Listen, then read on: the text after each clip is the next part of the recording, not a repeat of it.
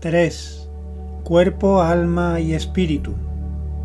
El hombre solo puede hacerse una idea clara de sí mismo cuando adquiere conciencia de la importancia del pensar en su propio ser.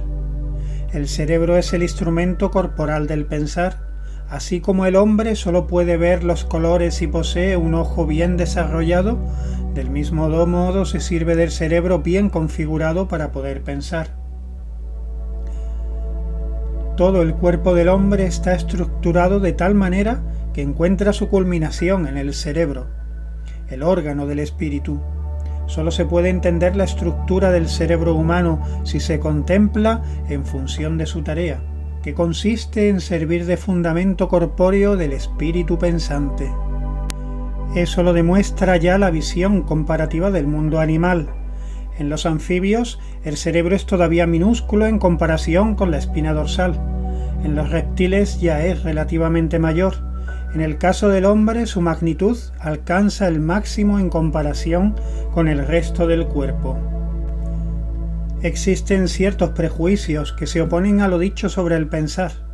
Hay quienes tienden a menospreciar el pensar y colocar por encima de él la vida del sentimiento íntimo, la sensación, y se dice entonces: el hombre no se eleva hacia los conocimientos superiores mediante el pensamiento frío, sino con el calor del sentimiento, con el poder inmediato de las sensaciones. Quien hablan así temen que el pensamiento claro embote los sentimientos. En la vida cotidiana, relacionada tan solo con las cosas de utilidad práctica, esto es evidente. Pero en el caso de los pensamientos que conducen a las regiones superiores de la existencia, se produce justamente lo contrario.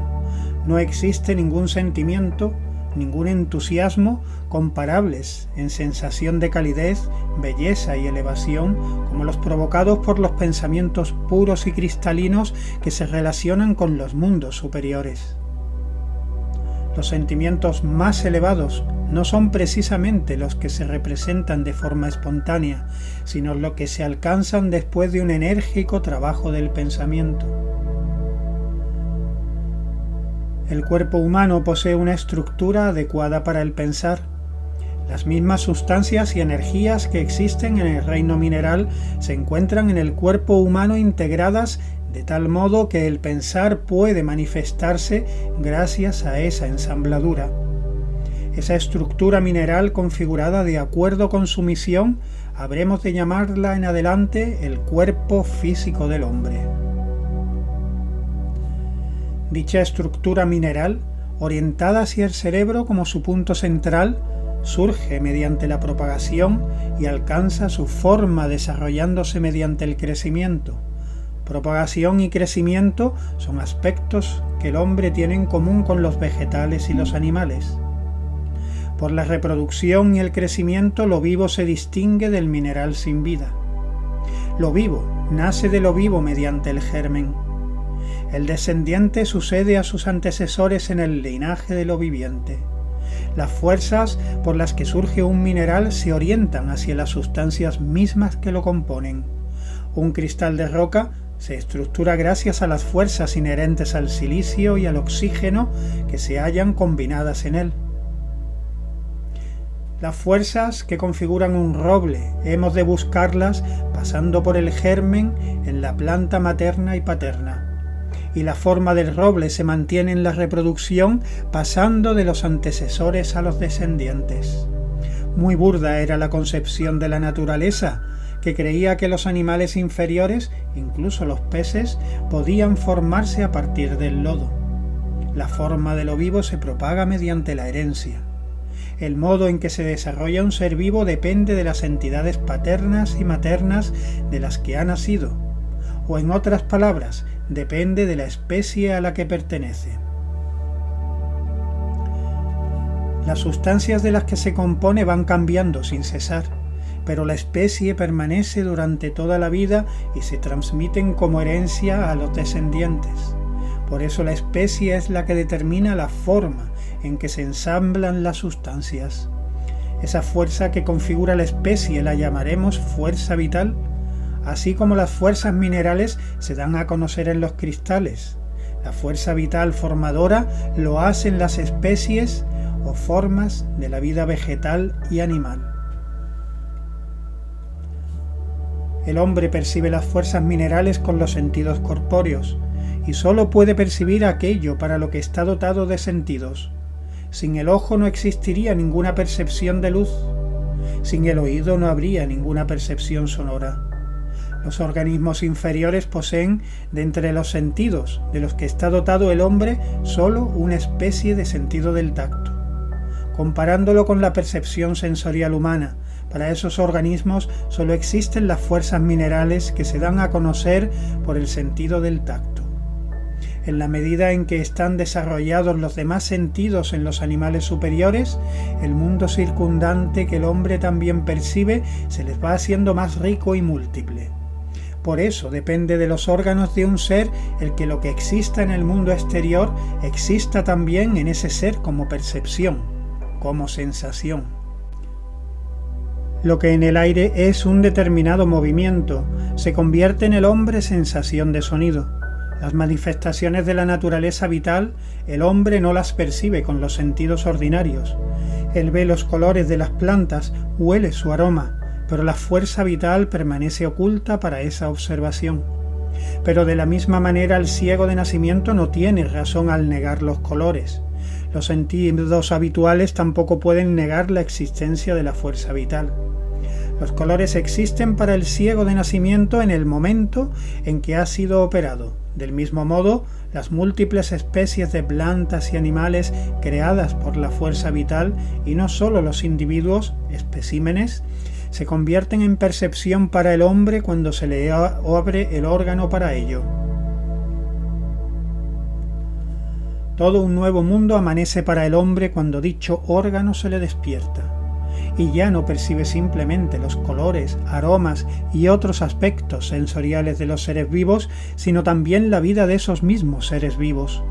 En toda planta, en todo animal, además de la forma física, percibe la forma espiritual llena de vida. Para tener una expresión que lo denomine, llamaremos a esa forma espiritual el cuerpo etéreo o cuerpo de vida, cuerpo vital. Para el investigador de la vida espiritual, la cuestión se presenta del modo siguiente. El cuerpo etéreo no es un mero producto de las sustancias y fuerzas del cuerpo físico, sino una entidad independiente y real que llama a la vida a las mencionadas sustancias y fuerzas físicas. Se está de acuerdo con la ciencia espiritual si se dice que un cuerpo meramente físico, por ejemplo un cristal, debe su forma a las fuerzas estructuradoras físicas inherentes en lo inorgánico, mientras que un cuerpo vivo no debe su forma a esas fuerzas porque en el momento en que la vida lo abandona y lo deja únicamente a merced de las fuerzas físicas, el cuerpo se descompone. El cuerpo vital es una entidad por la cual la vida del cuerpo físico se preserva de la descomposición. Para ver ese cuerpo vital, para percibirlo en otros seres, es necesario haber despertado el ojo espiritual. Sin él, se puede admitir su existencia por las zonas lógicas, pero solo se lo puede contemplar con el ojo espiritual, igual como se ve el color con el ojo físico. No hace falta sentirse contrariado por el término cuerpo etérico, pues por éter se entiende aquí algo distinto al éter hipotético de la física. Tómese simplemente como designación de lo que aquí se describe. Y del mismo modo como el cuerpo físico humano en su estructura es una imagen refleja de su misión, lo mismo sucede con el cuerpo etérico humano, y se hace comprensible solo en relación con el espíritu pensante. Por su orientación en torno al espíritu que piensa, el cuerpo etéreo del hombre se distingue del de las demás plantas y animales.